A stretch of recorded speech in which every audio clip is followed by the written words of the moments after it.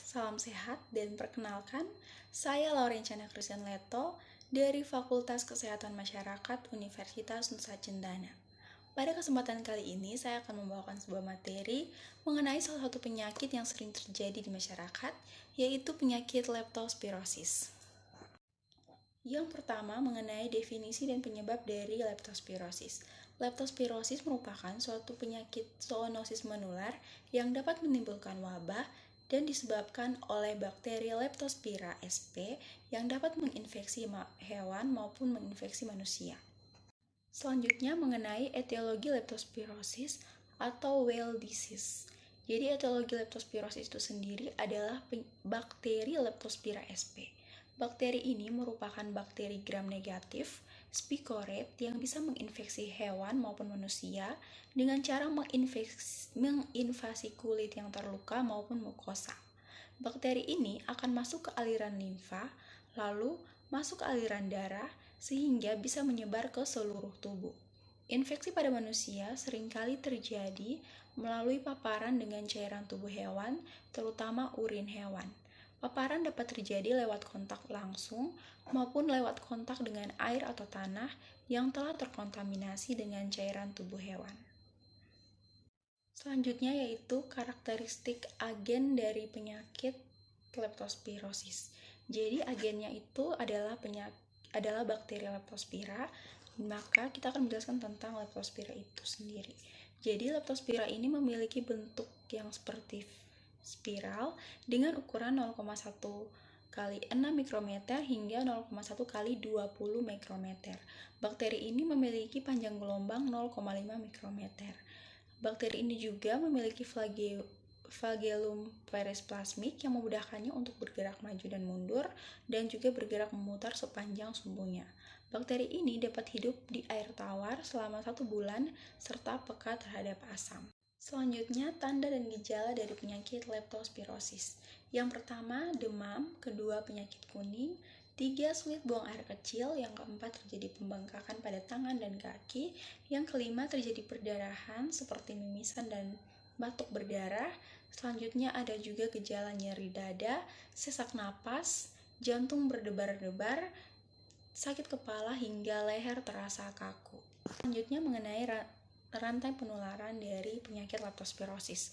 Rantai penularan yang paling utama itu adalah ketika ada vektor atau hewan yang di dalam tubuhnya terdapat bakteri Leptospira, kemudian hewan tersebut mengeluarkan kotoran atau urin ke lingkungan seperti tanah atau air, dan manusia yang kurang menjaga sanitasinya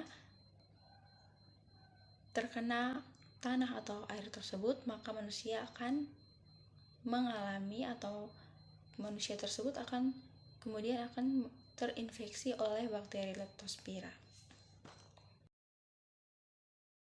Selanjutnya mengenai patofisiologis dari penyakit leptospirosis. Jadi, gejala patofisiologis yang selalu ditemukan adalah vaskulitis pada pembuluh darah kapiler berupa edem pada endotel, nekrosis disertai dengan invasi limfosit. Jadi keadaan ini dapat ditemukan pada semua organ yang terkena bakteri Leptospira. Vaskulitis ini menimbulkan petekie, perdarahan intraparenkim, dan perdarahan pada lapisan mukosa dan serosa. Dan pada beberapa kasus dapat ditemukan trombositopenia, namun tidak terjadi DIC atau disseminated intravascular coagulation. Jadi pada masa protrombin ini kadang-kadang dia akan memanjang dan dapat diperbaiki dengan pemberian vitamin K. Selanjutnya, data epidemiologi mengenai kasus leptospirosis. Jadi, penyakit leptospirosis ini dapat ditemukan di seluruh dunia. Khususnya di Amerika, itu terjadi 0,02 sampai 0,04 kasus per 100.000 penduduk. Penyakit leptospirosis ini juga tersebar di Kepulauan Karibia, Amerika Tengah dan Selatan, Asia Tenggara, dan Kepulauan Pasifik. Selanjutnya mengenai data epidemiologi kasus leptospirosis di Indonesia.